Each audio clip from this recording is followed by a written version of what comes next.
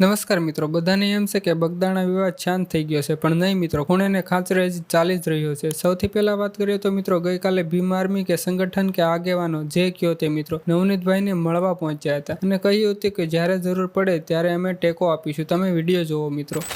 એ તો તમારે જ નક્કી કરવાનું, કારણ કે બધા તમારી સાથે છીએ. અમે ભીમ આર્મી ઉત્તર પ્રદેશ કે ગુજરાતમાં બધા આપની સાથે છે. ક્યાંય પણ લડતમાં આપણે પાછા પડવાનું છે નહીં, અને અમારો સંપૂર્ણ ટેકો છે આપને.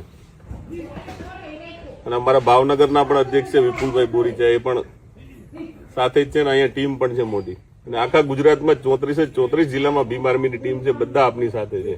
નેક્સ્ટ અપડેટની વાત કરીએ તો મિત્રો, એક યુઝર વિડીયો બનાવે છે જેમાં તેને કોઈ ઉમેશ આત્રોલિયાનો ચાહક કે સંબંધી કોલ કરે છે અને કહે છે કે ઉમેશભાઈ માટે જેલમાં જવા માટે પણ તૈયાર છીએ. તેનો રિપ્લાય આપતા આ યુઝર શું કહે છે તમે જુઓ. મને કે ઉમેશભાઈ ને હું તમે ફોન કરીને કીધું ને બીવરાયો. મેં ભાઈ કઈ બીવરાયો નથી, વ્યવહારિક જ વાત કરી. એ હું ગાયરે નથી બોલ્યો, અને તું મારો ભાઈ સાંજે ગાયર બોલતો હતો પણ મારાથી બોલાય એમ નહોતું. ને તું એમ કેતો હતો કે હું અમે ઉમેશભાઈ હાટું જેલમાં હોય જાઉં, તો તું તારે વાંધો ને. તું ગામનું નામ પૂછતો હતો, મારું ગામ ખંભાળિયા, તાલુકો માળિયા, જિલ્લો જુનાગઢ. તને મજા આવે ને તેથી આયલો આવી જાય. હું એકલો જ હોય હો ને, મારી વાહન કોઈ પૈસાદાર નો કે રાજકારણ નો હાથે નથી. તે મારા ભાઈ જે જેલું જોયું નથી ને, એ જેલુમાં હું જઈ આવ્યો. એ તારા ઉમેશભાઈ ને પૂછી લેજે, ને મારી કુંડલી ઉમેશભાઈ મેરેથી ને તું વાંચી લેજે હો મારા ભાઈ. તને મજા આવે ને તેથી આયલો આવી. એક યુઝર લખે છે, જેટલો આહિર સમાજ છે એના 4 ગણો કોળી સમાજના લોકો માયાભાઈના ચાહકો હતા, અને એમાંનો હું પણ એક કહેવાઉં. હવે આજ મને માયાભાઈનું મોઢું જોવું નથી ગમતું, અને કોઈને કહેતો નથી પણ મોઢામાં આવે એવી ગાળો દેવાનું મન થાય છે. નેક્સ્ટ અપડેટની વાત કરીએ તો મિત્રો, બગદાણા કેસમાં પોલીસ ઉપર પહેલેથી જ આક્ષેપો નાખવામાં આવ્યા હતા. અમુક સાચા હતા તો અમુક ખોટા. અત્યારે એક વિડીયો વાયરલ થઈ રહ્યો છે અને ફરીવાર પોલીસ ઉપર આક્ષેપો નાખવામાં આવ્યા છે. તમે વિડીયો જોવો એટલે સમજાઈ જશે.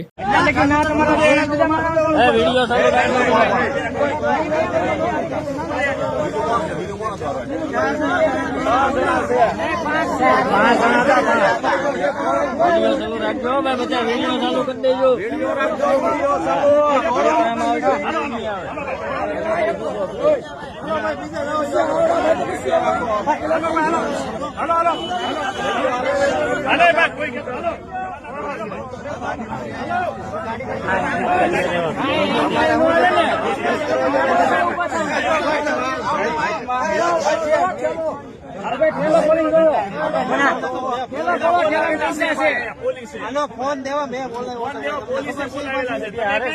નેક્સ્ટ અપડેટની વાત કરીએ તો મિત્રો, એક ઘનશ્યામ નામનો યુવક બાબા સાહેબ ઉપર ખરાબ ટિપ્પણી કરે છે, જે રાપર તાલુકાના કાનપર ગામના પટેલ સમાજનો યુવક છે. ત્યારબાદ બાબા સાહેબના ચાહકો યુવા ગ્રુપ ઘનશ્યામભાઈ પાસે માફી મંગાવે છે. મિત્રો તમે વિડીયો જોવો.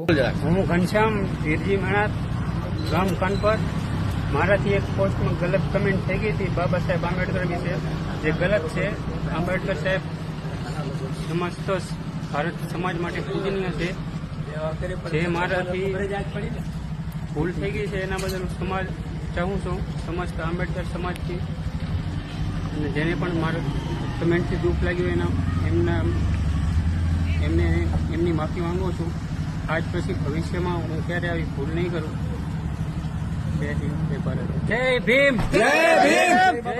નેક્સ્ટ અપડેટની વાત કરીએ તો મિત્રો, પિન્ટુ કોળીને મીડિયાનો એક વ્યક્તિ પૂછે છે કે તમારી શું માંગ છે. તો પિન્ટુ કોળી કહે છે કે જયરાજનો વરઘોડો નીકળવો જોઈએ અને FIR-માં એનું નામ એટલે કે જયરાજનું નામ ચડવું જોઈએ. તમે વિડીયો જોવો મિત્રો.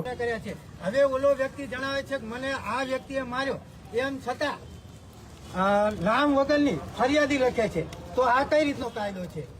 એટલે અમારી માત્ર ને માત્ર એક જ માગણી છે કે જે જયરાજનું નામ નવનીતભાઈ જણાવી રહ્યા છે એ કાયદેસર નામ દાખલ કરવામાં આવે અને એનો જાહેરની અંદર વરઘોડો કાઢવામાં આવે. હર્ષંઘવી સાહેબ આપણને. નેક્સ્ટ અપડેટની વાત કરીએ તો મિત્રો, માય ડિઝાયર એટલે કે વસંત ચાવડા એક પોસ્ટ મૂકે છે જેમાં લખેલું હતું, બાબરા નગરપાલિકાનો પ્રમુખ એમ કહે છે કે વસંત ચાવડા ટોપી છે.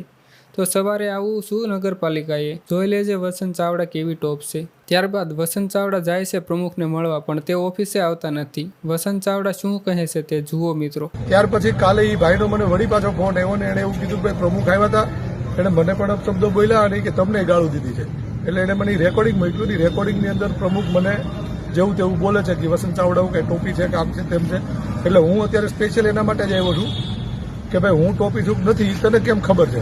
અને બીજું જ્યારે મારી એની સાથે આ રેકોર્ડિંગ સાંભળ્યા પછી વાત થઈ તો એણે મને એવું કીધું કે એ અમારી બાબરાની મેટર છે અને બાબરાના વસંત ચાવડા નથી. નેક્સ્ટ અપડેટની વાત કરીએ તો મિત્રો એક દિવસ પહેલા ડેંગ ગોપાસ એક રોસ્ટ વિડીયો પબ્લિશ કરે છે. જે રોસ્ટ વિડીયો ડોક્ટર ભરત આહિર ઉપર હોય છે. મને બહુ ગમ્યો. તમે પણ જોજો એકવાર આખો વિડીયો. આ ચોખ્ખો તો ભરતાના યુટ્યુબ ચેનલમાં તો લોકો આમને જો આવે ભરતાને બસ કમેન્ટમાં ગાળી દેવા જાય અને આ બધા પણ ભરતાને એટલે રાખ્યો કે આ બધા અમને હિસ્સાની ગાળી ભરતો એકલો ખાઈ શકે.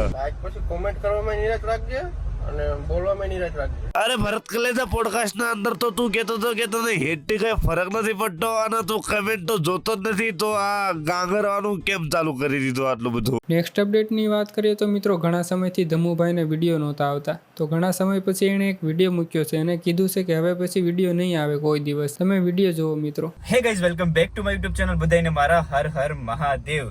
તો ભાઈ 2 મહિનાથી અમે વ્લોગ નથી બનાવતા. 2 મહિનાથી વ્લોગ એટલા માટે નથી બનાવતા કે વ્લોગમાં છે ને ઇન્ટરેસ્ટ નથી રહ્યો કે વ્લોગ નથી બનાવવા. વ્લોગ બનાવી તો આખો દિવસની પ્રક્રિયા હોય કે ભાઈ આ કરીએ છીએ, ઓલું કરીએ છીએ, ઉપરથી કપલ હોય, કોઈ હારે ન હોય તો વ્લોગમાં શું બનાવવું? તમે કંટાળી જાવ એટલા માટે વ્લોગિંગ મેં બંધ કરી દીધું. મારા વ્લોગ હવે નહીં આવે. તમે બધા બસ તો આજ માટે એટલું જ રાખીએ. જો વિડીયો ગમ્યો હોય તો વિડીયોને લાઇક કરજો, ચેનલને સબસ્ક્રાઇબ કરજો અને બધા વિડીયો મારા જોજો અને નોટિફિકેશન ઓન કરી દેજો. બરોબર.